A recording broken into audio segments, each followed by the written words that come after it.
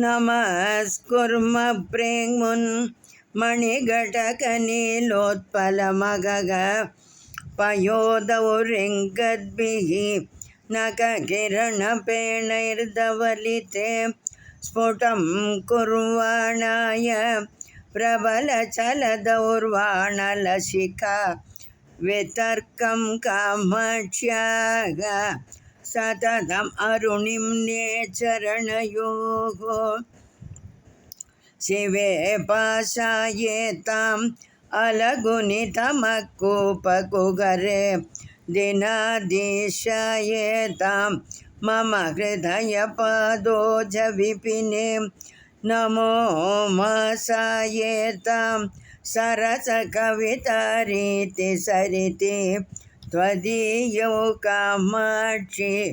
प्रसृतकिरणौ देवी चरणौ निषक्तं शुद्ध्यन्ते नयनमिव सत्वृत्तरुचिरैः समैर्जुष्टं अधरमिव रम्यैर्द्विजगणैः शिवे वक्षो जन्मद्वितयमिव मुक्ताश्रितमुमे त्वदीयं कामाक्षि प्रणतशरणं नौमि चरणं नमस्यासं सज्जन्नमुचि परिपन्ति प्रणयिनी निसर्गप्रेङ्गोल कुरलकुलकालायिशबले न कच्चाया दुग्धोदधिपयसिते वैद्रुमरुचां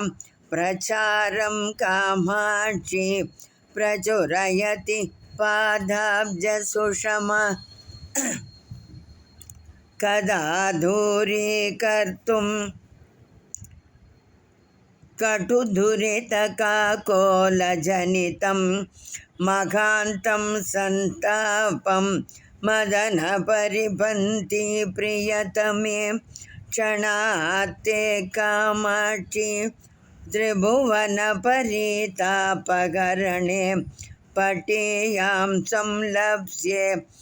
पदकमलसेवामृतरसं ययो सान्ध्यं रुचिः सततमरुणिं निस्पृगयते ययो चान्द्रिकान्ति परिपतति दृष्ट्वा नखरुचिं ययोपाकोद्रेकं पिपठिषति भक्त्या किसलयं मृदिं न कामाक्ष्या मनसि चरणौ तौ तनुमगे जगन्नेतं नेदं परिमिति परित्यज्ययतिभिः कुशाग्रेह्यस्वान्तैः कुशलधिषणैः शास्त्रशरणौ गवेष्यं कामाक्षि ध्रुवमकृतकानां गिरिसुते गिरामैदम्बर्यं तव चरणपद्मं विजयते कृतस्नानं शास्त्रामृतसरसि कामाक्षि नितरां ददानं वैशद्यं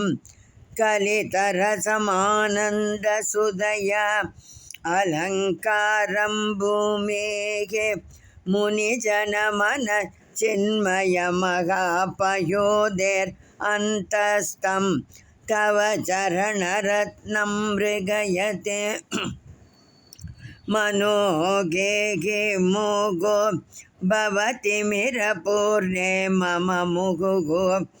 दरिद्राणि कुर्वन् दिनकरसहस्राणि किरणैः